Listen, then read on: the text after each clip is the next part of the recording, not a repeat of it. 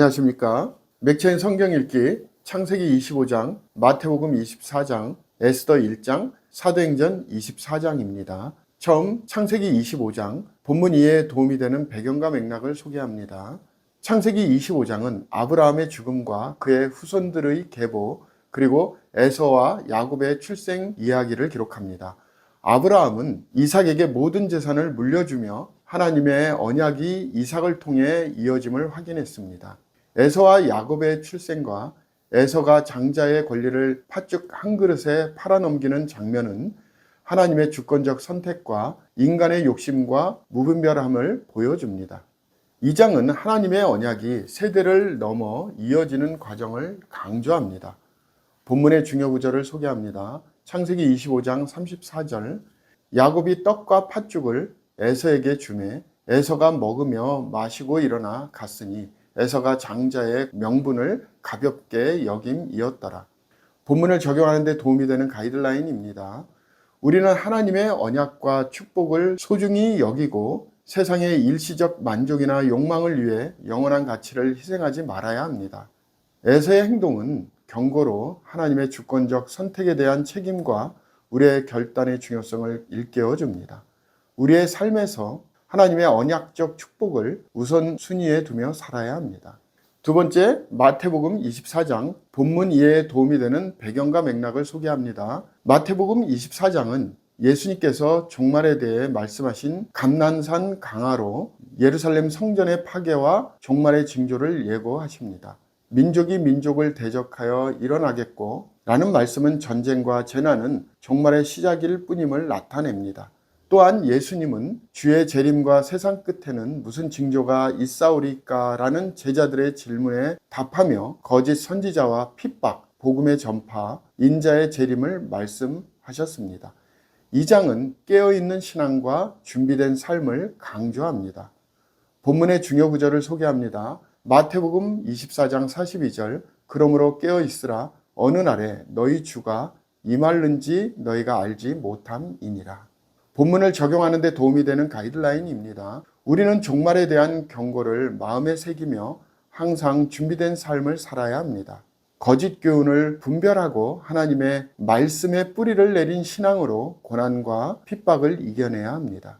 복음이 모든 민족에게 전파되기를 위해 헌신하며 주님의 재림을 기다리는 삶을 살아야 합니다. 세 번째, 에스더 1장, 본문 이해에 도움이 되는 배경과 맥락을 소개합니다. 에스더 1장은 페르시아 제국의 왕 아하수에로가 자신의 권세와 영광을 자랑하기 위해 180일 동안 큰 연회를 열고 이어서 모든 백성을 위해 7일간의 특별 연회를 개최한 내용을 기록합니다. 이 연회는 수상궁에서 열렸으며 연회장은 호화로운 장식으로 꾸며져 왕의 부와 권세를 나타냅니다. 연회 중 왕은 왕비 와스디를 불러 그녀의 아름다움을 자랑하려 했으나 와스디는 이를 거부합니다. 왕은 이에 분노하며 신하들의 조언에 따라 와스디를 폐위하고 새로운 왕비를 찾기로 결정합니다. 이 장은 하나님의 이름이 명시적으로 언급되지 않지만 모든 일의 배경에는 하나님의 섭리가 작용하고 있음을 암시합니다. 중요 구절입니다. 에스더 1장 22절, 각 지방 각 백성의 문자와 언어로 모든 지방에 조서를 내려 이르기를 남편이 자신의 집을 주관하게 하고 자기 민족의 언어로 말하게 하라 하였더라. 본문을 적용하는 데 도움이 되는 가이드라인입니다. 에스더 1장은 인간의 계획과 건의가 하나님의 섭리 아래에서 움직이고 있음을 보여줍니다. 오늘날 우리는 하나님의 보이지 않는 손길이 우리의 일상과 역사 속에서 일하고 있음을 믿어야 합니다. 또한 인간의 자랑과 교만은 결국 사라지지만 하나님의 뜻은 영원히 이루어진다는 사실을 깨달아야 합니다. 우리의 삶 속에서도 하나님의 주권을 인정하고 그의 계획에 따라 순종하는 자세를 가져야 합니다. 마지막 사도행전 24장, 본문 이해에 도움이 되는 배경과 맥락을 소개합니다. 사도행전 24장은 바울이 벨릭스 총독 앞에서 자신을 변호하는 장면을 기록합니다.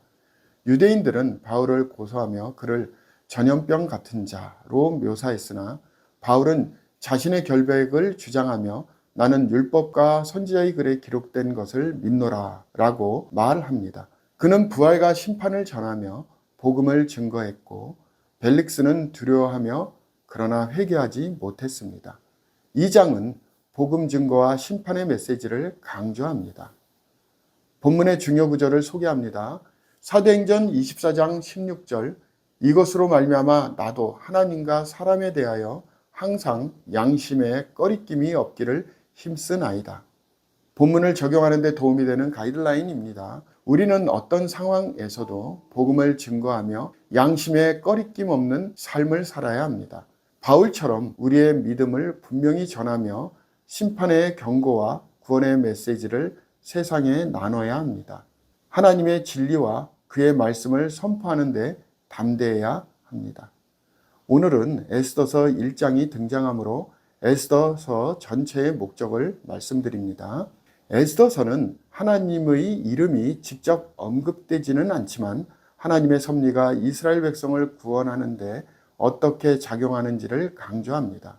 이 책은 페르시아 제국에서 유다 백성이 멸망의 위기에서 구원을 받고 하나님의 백성으로서의 정체성을 유지하는 과정을 보여줍니다. 하나님의 섭리는 에스더와 모르드게를 통해 이루어졌으며 이는 모든 상황에서 하나님의 계획이 신실하게 작용함을 나타냅니다.